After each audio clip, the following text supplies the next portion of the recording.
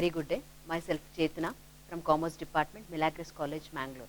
Now let us deal with the concept valuation of share. Under valuation of share, let us move to the first method, that is intrinsic value method. So here under intrinsic value method, you have to calculate the profit available to equity shareholder. So that is the main intention of a intrinsic value method, to value the shares. So here just look into the problem which is given. See the balance sheet, liability and asset is given. Under liability side, equity share information is given. See the amount column, the amount is given. Preference share is given and amount is given. General reserve, profit and loss, creditors, provision for tax. Information of liability side. See the asset side, information of fixed asset is given. Stock, debtors and bank is given. Just look into the adjustment which is given. Fixed asset valued at rupees 2 lakh and their RBD at 10%. Compute intrinsic value of shares. Now first let us write the main formula under value of share, intrinsic value method. Formula to calculate this is profit available to equity shareholder divided by number of equity share into 100. So this is the formula. So here to find profit available to equity shareholder, you have to do the format. Just write net asset value. So under that, draw the columns. So first write market value of asset. Market value of asset. Now see the asset side which is given in the problem. In the asset side they have given fixed asset. See the book value of a fixed asset, that is 1,50,000, and see whether the market value is given in the problem. In the problem market value is given. Just write the market value. If market value and book value is given, always you have to write the market value. So first write fixed asset, market value is 2 lakh. Next is stock. See the adjustment, information of stock is not given. Whatever given in the balance sheet, write the same amount. Amount is 2 lakh. Next item is debtors. Just see the adjustment. In the adjustment, information of RBD is given. So write the actual value in the inner column. RBD, percentage is given, that is 10%. 2 lakh into 10%. Answer is 20,000.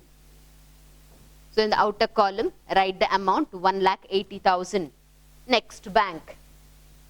So there is no changes in bank. Write as it is. Answer is 1 lakh. Now do the total. 4 lakh, 5 lakh, 6 lakh 80,000. In front of 6 lakh 80,000, write market value of asset. Next, minus liabilities, that is other party liability. So here other party liability is nothing but, so here it is considered as a third party liability. So just see the liability side. In that, which is third party liability, consider only the third party liabilities. In the given problem, there is only 2 items, that is other current liability, that is first is creditors, other liability, creditors 1 lakh.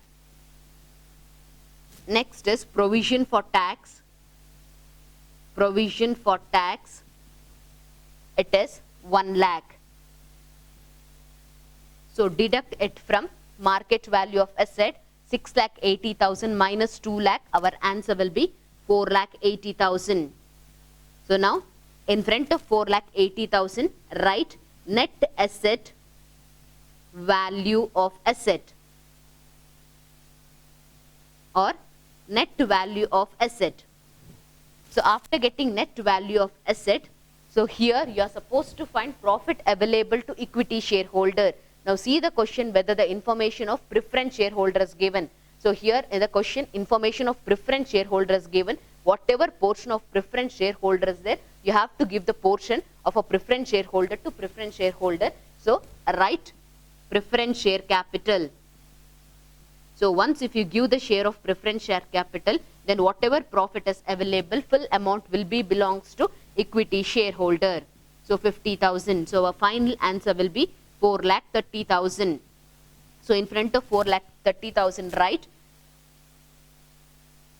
asset available to equity shareholder.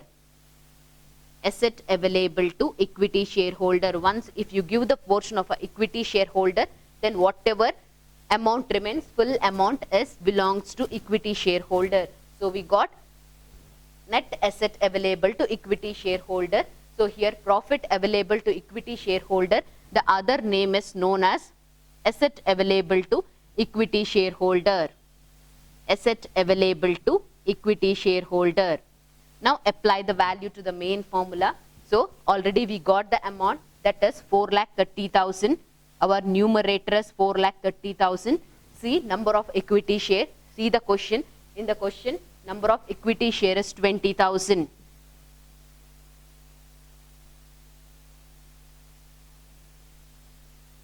So your answer is 21.6.